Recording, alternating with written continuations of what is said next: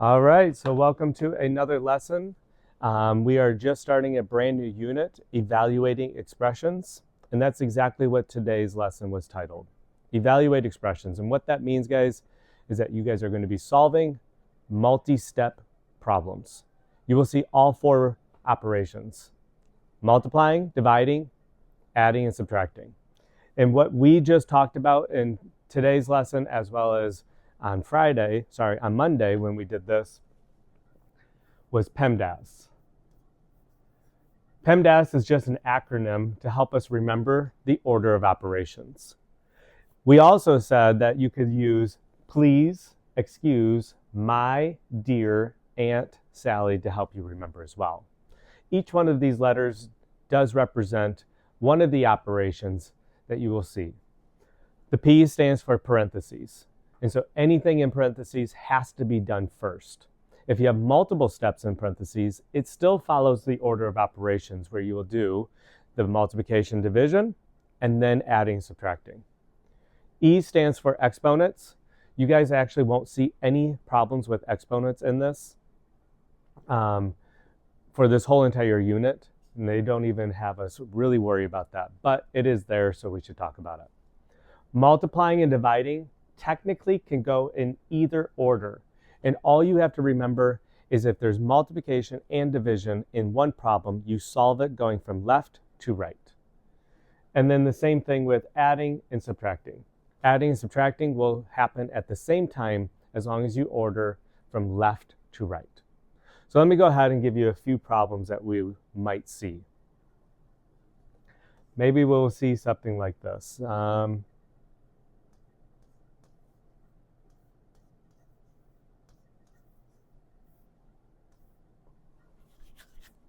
And so what I see here is a problem that has multi-step. I have 6 times 2 plus the difference of 3 minus 2. And so because I see parentheses, I have to do parentheses first. So I'm going to do 3 minus 2, and I'm going to solve that.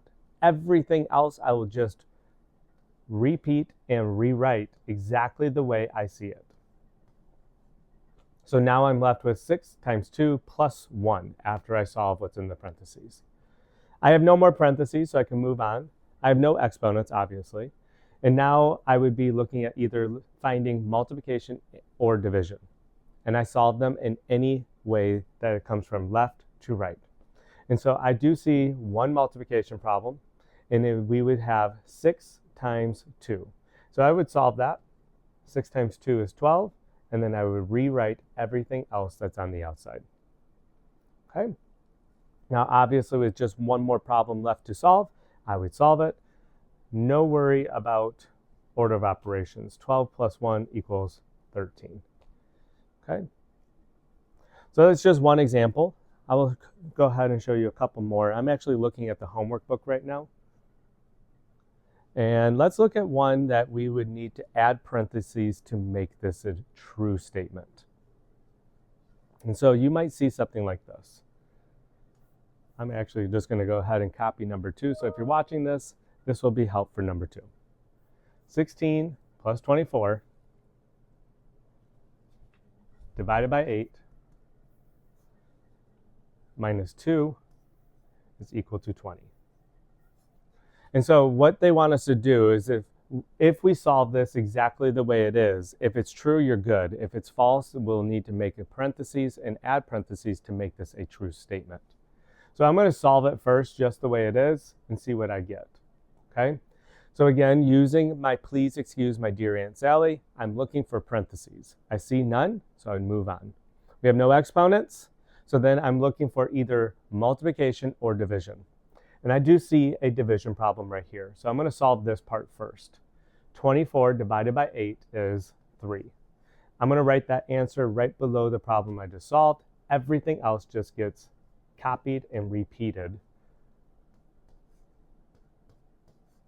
like so. And so now I'm left with 16 plus 3 minus 2 is equal to 20. I don't see parentheses, no exponents, no multiplication or division, so I'm just going to go ahead and use adding and subtracting in line. 16 plus 3 equals 19. And then I would do minus 2 is equal to 20. Go ahead and solve what's left. 19 minus 2 is 17, is equal to 20. And obviously that is not a true statement, so I'm going to have to go up and find a place where I could add in my parentheses to make this a true statement. Okay? So let's go ahead and I'm going to erase my previous work. This is a false statement, so we have to figure out where do I need to add parentheses. Okay? And so if I'm looking at this original problem, parentheses are technically around this right now, because that's what we solved first last time, 24 divided by 8. So I cannot think about doing that first. So now I have a couple choices. I could put my parentheses around this, making me do this 16 plus 24 first, and then I would divide it by 8 and subtract 2. Or my other option would be taking this 8 minus 2 first, finding that answer, and then seeing what we have left over. So you have a couple choices here. Let me go ahead and go to the first one. So if I go ahead and solve this, I would have 16 plus 24. 16 plus 24 is 40. I would then just rewrite everything else just the way it is. Okay? And so now I'm left with a division and a subtraction. I would always solve division before subtraction. So 40 divided by 8, which equals 5. Rewrite everything else. And then I would be left with 5 minus 2, which equals 3. Well, obviously, 3 does not equal 20. So this would not be the correct way of doing it as well. So let me see if I could go back a bunch of times. And going back to my original problem. Oh, it's not letting me, so let me erase.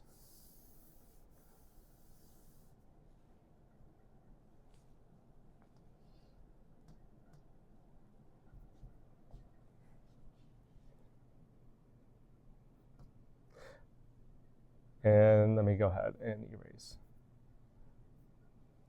All right. So that means our only other option would have been putting parentheses around this way. Let's go ahead and solve it like this. I would solve 8 minus 2 first, which is 6. Rewrite everything else just the way it is.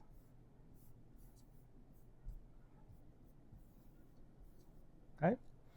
Now I'm left with an addition problem as well as a division problem. I have to solve my division before solving addition. So I would go ahead and do 24 divided by 6, which is 4. Rewrite everything else. And now I'm left with 16 plus 4, which equals 20. 20 is obviously equal to 20.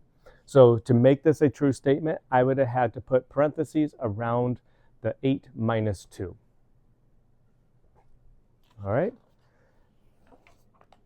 On the back side, there is a couple problems.